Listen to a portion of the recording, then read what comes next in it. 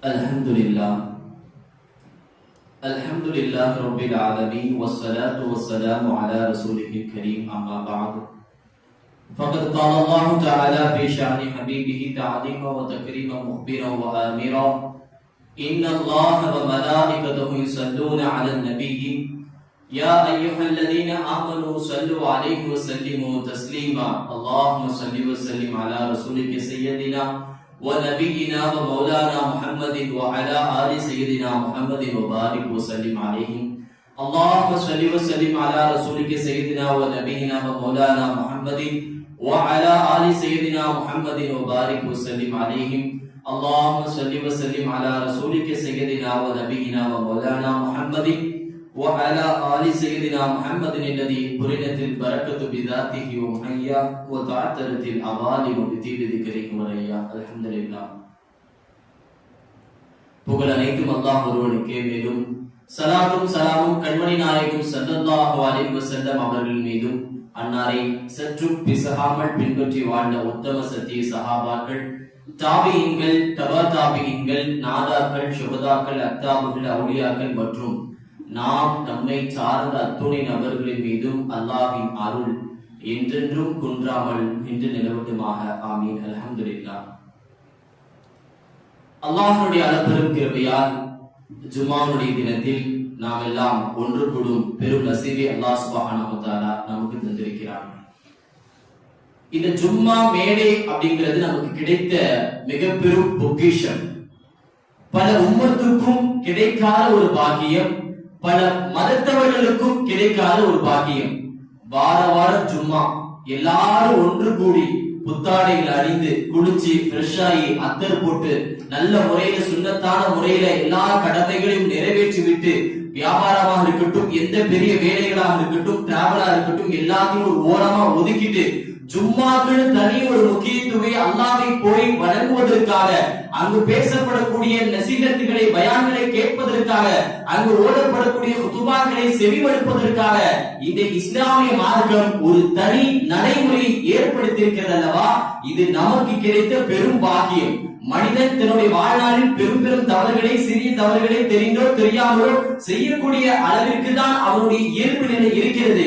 அதை நாம் கொஞ்சம் கொஞ்சமாக திருத்திக் கொள்ள, மாற்றிக்கொள்ள, பக்குவப்படுத்திக் கொள்ள வாரந்தோறும் ஓர் அமர்வு என்ற அடிப்படையில் அல்லாஹ் சுப்ஹானஹு வ தஆலா நபிகள் நாயகம் ஸல்லல்லாஹு அலைஹி வஸல்லம் அவருடைய உம்மத்தில் இருக்கக்கூடிய நமக்கு ஜும்ஆ என்ற ஒரு நடைமுறையை, சுன்னத்தை நமக்கு தந்திருக்கிறார்கள்.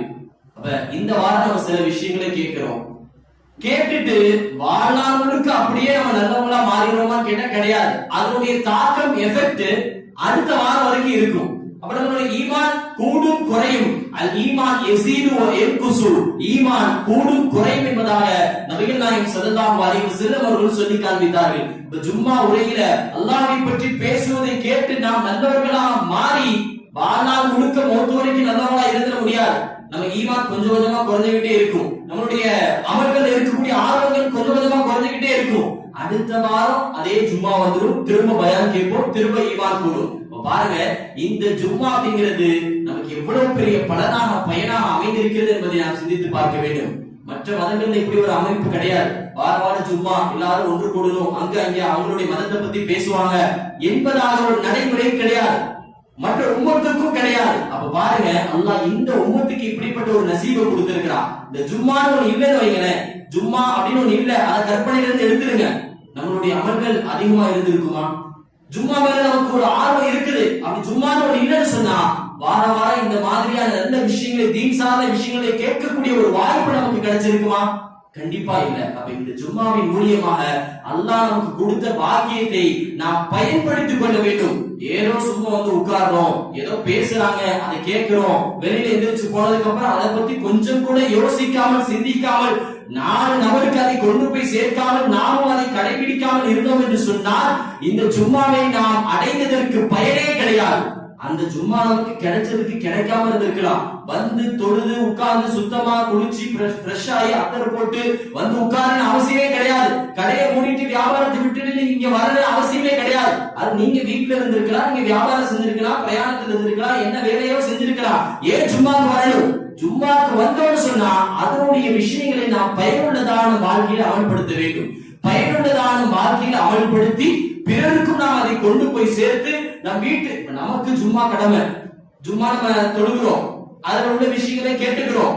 ஆண்கள் எல்லாருக்கும் ஜும்மாவை அனுபவிக்கிறோம். ஆனா பெண்கள் அவங்களுக்கு ஜும்மா இல்லையே, வந்து பள்ளியில அமர்ந்து பயான் கேட்கக்கூடிய வாய்ப்பு அவங்களுக்கு இல்லையே. அப்ப அவங்க அவங்களை எப்படி சீர்படுத்துவாங்க, அவங்க அவங்களை எப்படி பக்குவப்படுத்துவாங்க, திருத்துவாங்க? அப்ப பெண்களுக்கான ஜும்மாவை நீங்கள் செய்ய வேண்டும். இந்த சொல்லப்படக்கூடிய விஷயங்களை கேட்டுட்டு எவ்வளவு விஷயங்களை நம்ம வெளியில போறோம், பாக்குறோம், கேள்விப்படுறோம். வீட்டுக்கு வந்ததும் நம்மளுடைய பிள்ளைகளா இருக்கட்டும், மனைவியா இருக்கட்டும், அங்க அப்படி நடந்துச்சுப்பா, அங்க இப்படி நடந்துச்சுப்பா, அது நடந்துச்சுப்பா, இது நடந்துச்சுப்பான்னு, அது நல்ல விஷயங்களா இருக்கட்டும், துக்கமான விஷயங்களா இருக்கட்டும், சந்தோஷமான விஷயங்களா இருக்கட்டும், எல்லா விஷயங்களையும் நாம் நம் குடும்பத்தோடு பரிமாறிக்கொள்கிறோம். ஆனால் மார்க்க விஷயம் என்று எடுத்துக்கொண்டால் அதில் கூச்சப்படுகிறோம். யாராச்சும் ஒருத்தவங்க ஜும்மாக்கு வந்துட்டு பயான கேட்டுட்டு வீட்டுக்கு போனது அந்த வெள்ளிக்கிழமை சாப்பிட்டோம், இந்த சாப்பிடறதுக்கு முன்னாடியே கொஞ்ச நேரம் 5 நிமிஷம் மனைவிட்ட தன்னுடைய பிள்ளைகிட்ட உட்கார்ந்து இன்னைக்கு பயான இதெல்லாம் சொன்னாங்கமா, அந்த தப்பு நம்ம கிட்ட இருக்குது, நம்ம அதை மாத்திக்கணும், திருத்திக்கணும், இனிமே நம்ம நல்லவங்களா வாழணும், அதுல என்ன சொன்னாலும் அதை நானும் கடைபிடிப்பேன், நீயும் கடைபிடிக்கிற ஒரு உபதேசத்தை ஜும்மா உரையை நீங்கள் உங்கள் குடும்பத்திற்கு கொடுத்ததுண்டா? கேள்விக்குறிதான். உங்கள் பிள்ளைகளுக்கு மனைவிகளுக்கு கொடுத்ததுண்டா? கேள்விக்குறிதான். அப்ப இந்த ஜும்மா உரை இந்த பள்ளியோடு நின்று விடக்கூடாது. இந்த ஜும்மா உரை உங்கள் வீட்டுக்குள்ளும், உங்கள் மனைவியினுடைய உள்ளத்திற்குள்ளும், உங்கள் பிள்ளைகளுடைய மனதிற்குள்ளும், அவருடைய சிந்தனைக்குள்ளும் செல்ல வேண்டும். அவர்களுக்கான ஜும்மா உரையை நீங்கள் ஆற்ற வேண்டும். இப்படி இருந்தால் மட்டும்தான் குடும்பம் சீர்படும், சந்ததிகள் சிறக்கும். அப்ப அல்லாஹ்வுடைய நல்லடியார்களே, அப்ப ஜும்மா உரையை நாம் நோக்கம் அறிந்து செயல்பட வேண்டும். அப்ப பல நேரங்களில் இந்த ஒரு வார்த்தையை நம்ம பயன்படுத்தி இருப்போம், ஜஸ்ட் மிஸ். ஜஸ்ட் மிஸ், ஒரு நொடி தான். அந்த ஒரு நொடி இல்லைன்னு சொன்னா நம்ம உயிருக்கு ஆபத்து வந்திருக்கும். பைக் ஓட்டி இருப்போம், பயங்கரமா வேகத்துல போயிருப்போம், ஒரு நொடி பொழுது அந்த நேரத்துல நம்ம அந்த பிரேக்க பிடிக்கல, இல்ல சைலன்சர் இல்ல இது வண்டியை திருப்பல அப்படின்னு சொன்னா அந்த ஒரு நொடியில நம்மளுடைய உயிர் போயிருக்கும். இல்ல நம்ம ஸ்லோவா தான் போயிருப்போம், எதிர்த்தாப்புல வரவங்க வேகமா வந்திருப்பாங்க, நம்ம கொஞ்சம் சுதாரிச்சு பிரேக் போட்டு நின்றுப்போம், இல்லைன்னா இறங்கி ஓரமா போயிருப்போம், இல்லைன்னா கொஞ்சம் நகர்ந்திருப்போம், அவங்க தனியா போயிருப்பாங்க.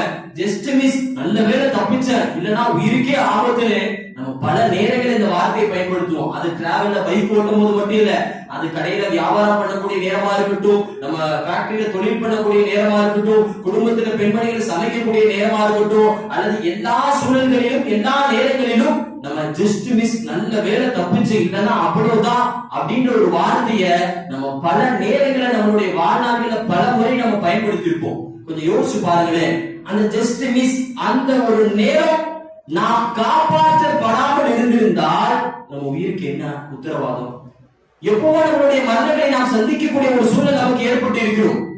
அந்த நேரத்துல நம்ம சுதாரிச்சு நம்ம தப்பிக்கல, நம்மை படைத்த அல்லாஹ், தாயை விட 70 மடங்கு நம் மீது பாசம் வைத்திருக்கக்கூடிய அல்லாஹ் அந்த நேரத்தில் நம் கூட இருந்து நம்மை காப்பாற்றுகிறான்.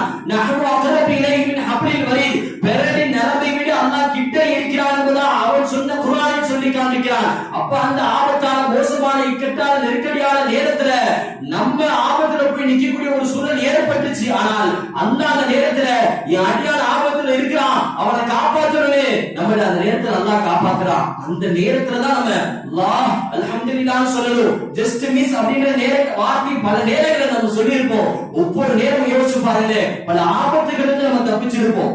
நம்ம தப்பிச்ச ஆபத்திலே ஒரு பல லிஸ்டுகளை போடலாம். அன்னைக்கு அப்படி நடந்துச்சு, அதுல இருந்து நான் தப்பிச்சுட்டேன், இன்னைக்கு இப்படி ஆச்சு, அதுல இருந்து நான் தப்பிச்சுட்டேன், இப்படின்னு ஒரு பட்டியலை போட்டா பல ஆபத்துகள் இருந்து நம்ம தப்பிக்கக்கூடிய ஒரு சூழலை அல்லாஹ் நமக்கு ஏற்படுத்தி கொடுத்திருக்கிறான். ஆனா அந்த அல்லாஹ்வை நம்ம நினைச்சு அவருக்கு நன்றி உள்ளவனா வாழ்றோமா? அப்படிப்பட்ட ஆபத்துல இருந்து நம்ம தப்பிச்ச பிறகும் நாம் பாவ மன்னிப்பை விட்டு, பாவத்தை விட்டு திரும்பி நல்லவர்களா வாழ்றோமா? கிடையாது. எதுக்கு அப்படிப்பட்ட ஒரு ஆபத்தை நம்ம சந்திக்கக்கூடிய சூழல் ஏற்படுது? நம்ம பாவம் செஞ்சனால. நம்ம நிறைய பாவங்களை செஞ்சிருக்கிறோம், நம்மை அறியாமலே நாம் பாவிகளாக இருக்கிறோம் என்பதின் காரணமாக நமக்கு அப்படிப்பட்ட ஒரு சூழல் ஏற்படுது. இருந்தாலும் இரக்கமான உள்ளம் கொண்ட அல்லாஹ் நம்மை தண்டிக்க விரும்பாமல் இந்த உலகத்தில் நம்மை காப்பாற்றுகிறான். காரணம், நம்ம என்னைக்கோ செஞ்ச ஒரு துவா. நபிகள் நாயகம் ஸல்லல்லாஹு அலைஹி வஸல்லம் அவர்கள் சொல்லி காண்பித்தார்கள், அத்துஆ ரத்துல் கலா வ ரத்துல் பலா. துஆ என்பது நம்மளுடைய கலாக்கதிரை மாற்றிவிடும். நம்ம ஏதாச்சும் ஒரு மூல முடுக்கில, ஏதாச்சும் ஒரு சிக்கல்ல, சிரமத்துல, கடல்ல, தொல்லையில மாட்டக்கூடிய ஒரு கலா நமக்கு எழுதப்பட்டிருக்கும். நம்ம செய்யற துஆவின் காரணமாக அந்த கலா மாற்றப்படும். அஸ்ஸதகத்து ரத்துல் கலா வ ரத்துல் பலா. நாம் கொடுக்கக்கூடிய தான தர்மங்கள் நமக்கு வரக்கூடிய பலா முசீபத்துகளை, கொடூரமான மரணங்களை, கடன்களை, தொல்லைகளை, மோசடிகளை, இது போன்ற பேர் ஆபத்துகளை விட்டும் நம் கொடுக்கக்கூடிய அந்த சதக்கா, அது 5 ரூபாயா இருக்கட்டும், அது 10 ரூபாயா இருக்கட்டும், எவ்வளவு பெரிய தொகையாக இருக்கட்டும், நாம் கொடுக்கக்கூடிய அந்த சதக்கா நம்மை விட்டும் ஆபத்துகளை விட்டும் பாதுகாக்கிறது. அப்ப பாருங்க, எவ்வளவு நேரங்கள் அல்லாஹ் சுப்ஹானஹு வ தஆலா நம்மை காப்பாற்றி இருக்கிறான். பல நேரங்களில் பல மோசமான இக்கட்டான நெருக்கடியான சூழலில் அல்லாஹ் நம்மை காப்பாற்றி இருக்கிறான். ஆனால் நாம் அந்த நொடி நம்ம இந்நேரம் அப்படி காப்பாற்றப்படலைன்னா நம்ம உயிருக்கு ஆபத்து, மௌத்தா போயிருப்போம். மௌத்தா போறதுக்கான தகுதி நம்ம கிட்ட இருக்கா? நல்ல அமல்கள் நம்ம சேர்த்து வச்சிருக்கிறோமா? அப்படி மௌத்தா போயிருந்தா கபர்ல இந்நேரம் நம்ம அதாபுகளை சந்தித்துக் கொண்டிருப்போம். ஆனா அல்லாஹ் நம்மளை காப்பாத்தினானே. எதுக்காக காப்பாத்தினா? கபருக்கு போனதுக்கு பிறகு அங்க உள்ள அதாவை பார்த்த பிறகு, தண்டனை பார்த்த பிறகு, யா அல்லாஹ் எனக்கு ஒரே ஒரு சான்ஸ் கொடுல்ல, இந்த உலகத்துல போய் நான் நல்லவனா வாழ்ந்து காட்டேன், எந்த பாவமும் செய்ய மாட்டேன், திருட மாட்டேன், பெண்கள் பின்னாடி சுத்த மாட்டேன், என் அம்மாவுக்கு கண்ணியம் கொடுப்பேன், நான் 5 வக்து கரெக்டா தொழுவேன், வருஷம் ஹஜ் செய்வேன், நோம்பு 30 நோம்பை கடைபிடிப்பேன், எல்லா செல்வங்களையும் ஸகாத் கொடுப்பேன் அப்படின்னு கெஞ்சினாலும் கதறினாலும் அல்லாஹ் காலை விழுந்து நாம் அழுது மன்றாடினாலும் கபருக்கு போறதுக்கு அப்புறம் இந்த உலகத்துக்கு வந்து மனுஷனா வாழக்கூடிய வாய்ப்பு யாருக்குமே கிடையாது. அது எவ்வளவு பெரிய அவுலியாவா இருந்தாலும் சரி, எவ்வளவு பெரிய நபியா இருந்தாலும் சரி, உள்ள போனதுக்கு அப்புறம் ஓபன் த டோர், க்ளோஸ் ஆயிடும், திரும்ப ஓபன் பண்ணவே முடியாது. என்ட்ரி மட்டும்தான், இங்க நோ எக்ஸிட். உள்ள போனதுக்கு அப்புறம் திரும்ப வெளியே வரவே முடியாது. அப்ப அல்லாஹ் அந்த ஜஸ்ட் மிஸ்ல இருந்து நம்மளை காப்பாத்துறானா, நம்ம என்ன யோசிக்கணும்? உள்ள போயிட்டா எவ்வளவு கஷ்டப்படுவேன். அப்ப அதுக்கு எச்சரிக்கையாக அல்லாஹ் இந்த வாய்ப்பை எனக்கு கொடுத்திருக்கிறான். இந்நேரம் உயிர் போயிட கபருக்கு போயிருந்தா அதாவது நான் மூழ்கி இருப்பேன். அந்த பாம்புக்கடி, தேர்க்கடி, விஷம், நெருப்பு, நரகம் அதை என்னால தாங்க முடியாது. அப்ப நான் இந்த நொடியிலிருந்து என்னைய நானே திருத்திக்கிட்டு, என்கிட்ட இருந்த பாவத்துக்கு நான் அல்லாஹ்ட்ட மன்னிப்பு கேட்டுட்டு, யா அல்லாஹ் என்னை அந்த ஆபத்துல இருந்து நீ காப்பாத்திட்ட, இதுக்கப்புறம் நான் எல்லா பாவத்தையும் மன்னிச்சிடலாம், உனக்காக வாழ்றேன், என்னை மன்னிச்சிரு, என்னை ஏற்றுக்கொள், பொறுத்துக்கொள், நல்ல மௌத்தையும் நல்ல மரணத்தையும் எனக்கு கொடு. அந்த மௌத்துல நம்ம மௌத்தா போயிருந்தோம்னு சொன்னா ஊரே பேசும், ஆக்சிடென்ட்ல மௌத்தா போயிட்டாரு, ஆபத்துல மௌத்தா போயிட்டாரு, கெட்ட மரணம், பெரியவர்களுடைய சாட்சியே நமக்கு நரகத்துல தள்ளிடும். அப்ப நல்ல மௌத்தை எனக்கு கொடுத்தாரு நாம் துஆ கேட்டு நம்மை நாம் திருத்திக் கொள்வதற்காகத்தான் அந்த ஆபத்திலிருந்து அல்லாஹ் நம்மளை காப்பாத்துறானே. ஆனா நம்ம அதை நினைக்கிறது கிடையாது. அப்படிப்பட்ட ஒரு சூழல் நம்ம வாழ்க்கையில ஏற்பட்டுச்சுன்னா தனிமையில உட்கார்ந்து நம்ம மேல அல்லாஹ் நம்மளை காப்பாத்துறான். இந்நேரம் அந்த ஆபத்து நமக்கு அடைஞ்சிருந்தோம்னா நம்ம எவ்வளவு பெரிய சிக்கல் சின்னாபினம் ஆயிருப்போம். குடும்பங்கள் தனியா தவிக்கும். என்னை பிரிந்து என் மனைவி இருப்பார், என்னை பிரிந்து என் பிள்ளை இருக்கும், எல்லாரும் கவலையில கஷ்டத்துல மூழ்கி போயிருப்பாங்க. நான் இல்லைன்னா என்னுடைய குடும்பத்தை யாரும் பார்த்துக்க முடியும் என்று எல்லாவற்றையும் நாம் கற்பனை செய்து இந்த ஆபத்திலிருந்து நீ காப்பாத்தி அல்லாஹ்வுக்கு எல்லா புகழும். இனிமேல் நான் எந்த தப்பும் செய்யாமல் நல்லவர்களாக வாழ்வேன். எந்த ஆபத்தில் மௌத்தா போனாலும் நல்ல நன்மைகளை சேகரித்து வைத்திருக்கும் பட்சத்தில் நான் தைரியமாக மரணத்தை சந்தித்து கபருக்குள்ளே செல்வேன். சொர்க்க பூஞ்சொலை அல்லாஹ் எனக்கு கொடுப்பார் என்ற தைரியத்தோடு நாம் நம் வாழ்க்கையில் நல்ல அமல்களை அதிகப்படுத்திக் கொள்ள வேண்டும். அப்ப இனிமேல் நாம் பல நேரங்கள் ஆபத்தை சந்திக்கும் போது அந்த ஜஸ்ட் மிஸ் அப்படின்ற ஒரு வார்த்தையை நம்ம பயன்படுத்தும் போது நாம் நம் நல்லவர்களாக நம்மை திருத்திக் கொள்வதற்கான ஒரு வாய்ப்பாக அதை நாம் ஏற்படுத்திக் கொள்ள வேண்டும். அப்ப அல்லாஹ் சுப்ஹானஹு வ தஆலா ஒவ்வொரு மனிதர்களையும் ஒவ்வொரு நோக்கத்திற்காக படைத்திருக்கிறான். நோக்கம் இல்லாம யாரையுமே படைக்கல. எல்லாருமே எல்லா நோக்கத்தோடு தான் படைக்கப்பட்டிருக்கிறோம். அல்லாஹ் நம்மளை படைச்சிருக்கிறான். நம்ம மட்டும் இல்ல, இந்த மனிதன் படைத்த எந்த படைப்புகளாக இருக்கட்டும், கண்டுபிடிப்புகளாக இருக்கட்டும், எல்லா படைப்புகளும் எல்லா கண்டுபிடிப்புகளும் ஒரு குறிப்பிட்ட நோக்கத்தோடு தான் கண்டுபிடிக்கப்படுகிறது, படைக்கப்படுகிறது. ஏதோ ஒரு அறிவாளி விஞ்ஞானி இந்த மைக்கு கண்டுபிடிச்சாரு. இந்த மைக்கு எதுக்காக கண்டுபிடிக்கப்பட்டுச்சு? தூரத்துல உள்ளவங்கனால சத்தத்தை கேட்க முடியாது. நான் பேசுறது இந்த பள்ளிக்குள்ள கேட்கும், அந்த பள்ளிவாசல இருந்து இதை கேட்க முடியாது. தூரத்துல உள்ளவங்க அந்த சத்தத்தை கேட்கணுன்றதுக்காக அவர் கண்டுபிடிச்ச கண்டுபிடிப்பு இது. அவ இந்த மைக்கு அதனுடைய வேலையை செய்தான்னு கேட்டா செய்யுது. அதை தவிர்த்து வேற எந்த வேலையுமே செய்யாது. அப்ப இந்த ஃபேன் மக்களுக்கு காற்று வர்றதுக்காக இந்த ஃபேன் கண்டுபிடிக்கப்பட்டுச்சு. அப்ப அதனுடைய நோக்கம் மக்களுக்கு காற்று கொடுக்கிறது. அது வேலையை அது செய்யுது. அதை தவிர்த்து வேற எதுவுமே செய்யறது இல்ல. பல்பு மனிதர்கள் இருட்டில் இருக்கக்கூடாது, வெளிச்சத்தை கொடுக்க வேண்டும் என்பதற்காக அந்த விஞ்ஞானி அந்த பல்பை கண்டுபிடித்தார். அந்த பல்பு அதனுடைய வேலையை செய்கிறது. இருட்டான நேரங்களில் மக்களுக்கு வெளிச்சத்தை கொடுக்கிறது. அந்த வேலையை தவிர்த்து வேற எந்த வேலையும் அது செய்வது கிடையாது. அப்ப மனுஷன் கண்டுபிடிச்ச ஒவ்வொரு பொருளுமே எதுக்காக எந்த நோக்கத்துக்காக கண்டுபிடிச்சோமோ அந்த நோக்கத்தை அது நிறைவேற்றுது. எந்த வேலைக்காக எந்த செயல்பாட்டுக்காக கண்டுபிடிச்சோமோ அந்த செயல்பாடு அந்த வேலையை அது செய்து, அது லைட்டா இருக்கட்டும், ஃபேனா இருக்கட்டும், லைட்டா இருக்கட்டும், இன்னும் பிற பல கண்டுபிடிப்புகளா இருக்கட்டும், அது அதை மட்டும்தான் செய்யுது. அதை தவிர்த்து வேற எதையும் செய்யறது இல்லை. ஆனால் மனிதனை எடுத்துக்கோங்களேன், அல்லாஹ் நம்மளை உருவாக்கினான், படைத்தான். இதுக்காக நாம் அவனை வணங்க வேண்டும் என்பதற்காக அல்லாஹ் நம்மை படைத்தான். அப்ப அந்த நோக்கத்துக்காக அல்லாஹ் நம்மளை படைச்சா அந்த நோக்கத்தை நம்ம நிறைவேற்றுவோமா? அதுக்காக நம்ம வாழ்றோமா? அதை தவிர்த்து வேற எல்லாத்தையுமே செய்யறோம். வழக்கன்ற ஒன்று தவிர்த்து நம்ம எல்லாத்தையுமே செய்யறோம். அல்லாஹ் எதுக்காக நம்மளை படைச்சாலும் அதுக்காக நம்ம வாழ்றது கிடையாது. இப்ப ஒரு கண்டுபிடிப்பாளர் அவர் உடனே எடுத்த உடனே இன்னைக்கு யோசிச்சு நாளைக்குலாம் அவரால் கண்டுபிடிக்க முடியாது. ஒவ்வொரு பொருளும் இந்த உலகத்துல டெக்னாலஜி பெருசா வளர்ந்துருக்குன்னு சொன்னா பல ஆய்வு, பல டிஸ்கஸ், பல மீட்டிங், பல தொழில்நுட்பம், பல சயின்டிஸ்ட் ஒன்று கூடி மீட்டிங் போட்டு முடிவெடுத்து பல வருஷங்களா அவர் உருவாக்கி கண்டுபிடிச்சதுக்கு அப்புறம் தான் அந்த பொருளை உருவாக்குறாங்க. அப்படி அவர் உருவாக்கக்கூடிய பொருள் சரியான ரிசல்ட் அவருக்கு கொடுக்கல. இந்த மைக்ரோ ஃபேனோ லைட்டோ அவங்க கண்டுபிடிக்கிறாங்க, ஆனா கடைசி நேரத்துல அது எரியல, அது வேலை செய்யல. அது தோல்வியில போய் நிக்கும் போது அவங்களுக்கு பயங்கரமான கவலையும் கஷ்டமும் கோபமும் வரும், தூக்கி போட்டு உடப்பாங்க. ஆனா அவங்களுக்கே அவ்வளவு கோபம் வருது. ஒரு சாதாரண ஒரு பல்பு அது மக்களுக்கு பிரயோஜனம் தருன்னு அவர் கண்டுபிடிச்சாரு, அது எரியாத பட்சத்துல அவருக்கு அவ்வளவு கோபம் வருது. தன்னுடைய இத்துணை உழைப்புகளும் வீணன்னு அவர் கவலைப்படுறாரு, கஷ்டப்படுறாரு. அல்லாஹ் நம்மளை படைச்சா அவனை வணங்குறதுக்காக, நம்ம அவனை வணங்குறதே இல்ல. அவனை நினைக்கிறதுக்காக அவன் படைச்சான், அவனை நினைச்சு கூட பாக்குறது இல்ல. ஊர்ல உள்ள எல்லா சிந்தனையும் நம்ம மனசுல இருக்கும், ஆனா அல்லாஹ்வுடைய சிந்தனை இருக்காது. ஊர்ல உள்ள எல்லா நேரங்களும் எல்லா வேலைகளையும் நம்ம செய்வோம், ஆனா பள்ளியில வந்து தொழுகின்ற ஒரு செயல்பாடு இருக்காது. அப்படியே பள்ளிக்கு வந்து தொழுகின்ற தக்பீர் கட்டினாலும் அல்லாஹ்ன்ற ஒரு வார்த்தை தவிர எல்லா விஷயங்களும் நம்ம உள்ளத்துல அந்த நேரத்துல நம்ம மனசுல ஓடும். அப்ப அப்படி இருக்கும்போது அல்லாஹ்விற்கு நம் மீது அன்பும் அக்கறையும் வருமா? ஒரு பொருளை ஒருத்தர் ஒரு நோக்கத்துக்காக உருவாக்குறாரு, அந்த நோக்கத்தை அவர் செய்யலன்ற பட்சத்துல அவருக்கு கோபம் வந்து தூக்கி போட்டு உடைக்கிறாரு. அல்லாஹ் அவனை படைச்சது வணங்குறதுக்காக. அப்ப நம்ம அவனை வணங்காத பட்சத்துல இறைவனுடைய பெரும் சாபமும் கோபமும் நம் மீது இறங்கி கொண்டே இருக்கும் என்பதை நாம் புரிந்து கொள்ள வேண்டும்.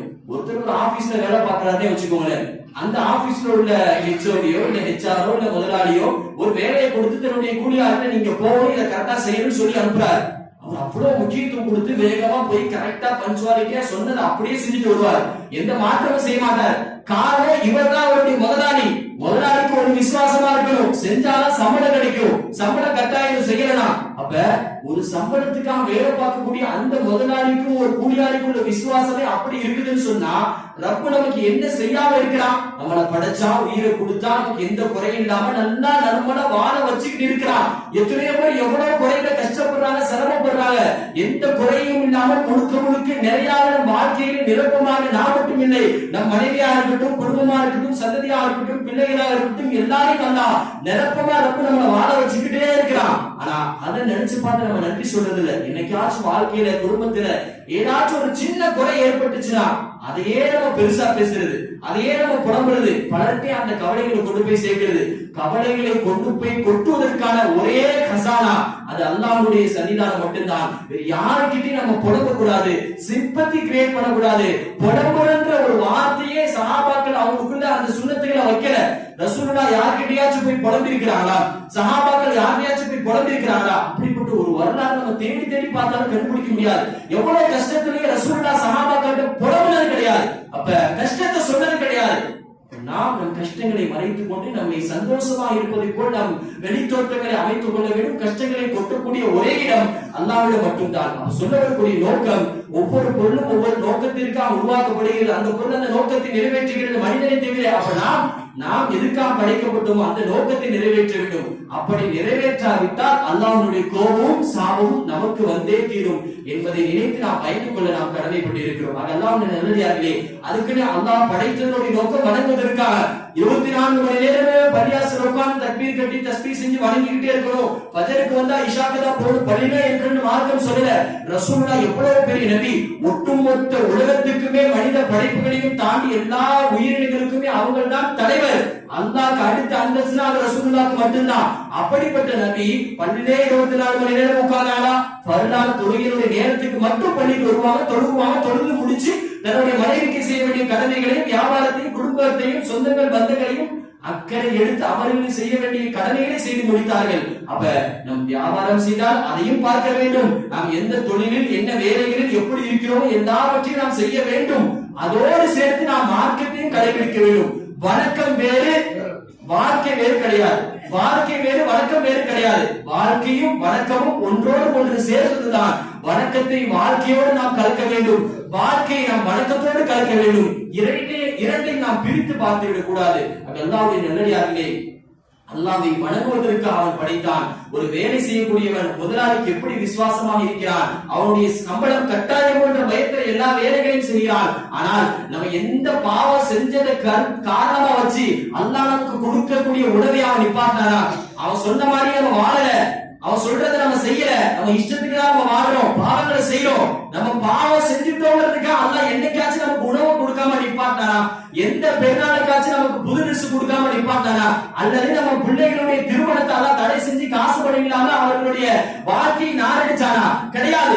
எல்லா தேவைகளையும் அவன் பூர்த்தி செய்து கொண்டேதான் இருக்கிறான். நாம் எவ்வளவு பாவம் செஞ்சாலும் அவன் மன்னிச்சுக்கிட்டே தான் இருக்கிறான். அவன் கருணை காட்டதான் செய்யறான். ஒவ்வொரு நாளும் காலை முதல் இரவு வரை நமக்கு தேவைகளை அவன் பூர்த்தி செய்கிறான். உணவுகளை கொடுக்கிறான், உடைகளை கொடுக்கிறான், செல்வங்களை கொடுக்கிறான், வியாபாரத்தில் லாபங்களை கொடுக்கிறான், நஷ்டத்தை விட்டு பாதுகாக்கிறான். அவன் ஒரு முதலாளி, அவன் வேலை செய்யறனா உனக்கு ஏன்டா நான் சம்பளம் கொடுக்கணும், நான் சொன்னதை நீ செஞ்சியா? சம்பளமும் கிடையாது, ஒண்ணும் கிடையாது, போடான்னு துரத்துறான். நல்லா பாருங்க, நம்ம பாவம் செஞ்சாலும் நம்மளை மன்னிச்சு நம்ம தேவையை அவன் கொடுக்கிறான். எதையுமே நமக்கு கொடுக்க மாட்டேன்னு அவன் நிக்கல. அப்ப இப்படிப்பட்ட அல்லாஹ்வை நம்ம எவ்வளவு தூக்கி வச்சு கொண்டாலும் அவனுக்கே எல்லா புகழும். வார்த்தை ஒரு நாளைக்கு எத்தனை முறை நாம் சொன்னாலும் அது பற்றாது என்பதை நாம் புரிந்து கொள்ள வேண்டும். அது அல்லாஹ்வுடைய நல்லடியார்களே, அவன் அந்த முதலாளி அந்த பணத்துக்காக அவன் கிட்ட விசுவாசமா இருக்கிறான். நம்ம ரப்பு கிட்ட அவன் எவ்வளவு தூரம் நம்ம கிட்ட கருணையா இரக்கம் உள்ளவனா மகத்துவமிக்கவனா இருக்கிறான். அந்த ஒரு நோக்கத்துக்காக நாம் அல்லாஹ்விடம் ரப்பிடம் எஜமானிடம் நாம் விசுவாசமாக அவன் சொல்லக்கூடிய விஷயங்களை கடைபிடித்து நாம் நல்ல வாழ்க்கையை நாம் சீர்படுத்திக் கொள்ள கடமைப்பட்டிருக்கிறோம். அந்த அல்லாஹ்வுடைய நல்லடியார்களே, எந்த நோக்கத்திற்காக இந்த உலகத்தில் நாம் அனுப்பப்பட்டோமோ அந்த நோக்கத்தை நிறைவேற்றி அல்லாஹ்வை வணங்கக்கூடிய பெரும் நசீபை அல்லாஹ் சுப்ஹானஹு வ தஆலா நமக்கு தருவானாக. நம்ம வாழ்க்கையில என்னைக்காச்சும் ஒரு நாள் ஜஸ்ட் மிஸ் நல்ல வேளை தப்பிச்சென்ற அந்த சூழல் ஆபத்து நமக்கு ஏற்பட்டுச்சுன்னா அந்த வாழ்க்கை நாம் திருந்துவதற்கான சந்தர்ப்பம் என்பதை நாம் புரிந்து கொண்டு அந்த நொடி முதல் திரும்பி வாழக்கூடிய பெரும் நசீபை அல்லாஹ் சுப்ஹானஹு வ தஆலா உங்களுக்கும் எனக்கும் தந்தல் புரிவானாக. வாஹிரு தஅவானா அல்ஹம்துலில்லாஹ். அஸ்ஸலாமு அலைக்கும் வரஹ்மத்துல்லாஹி வபரகாத்துஹு.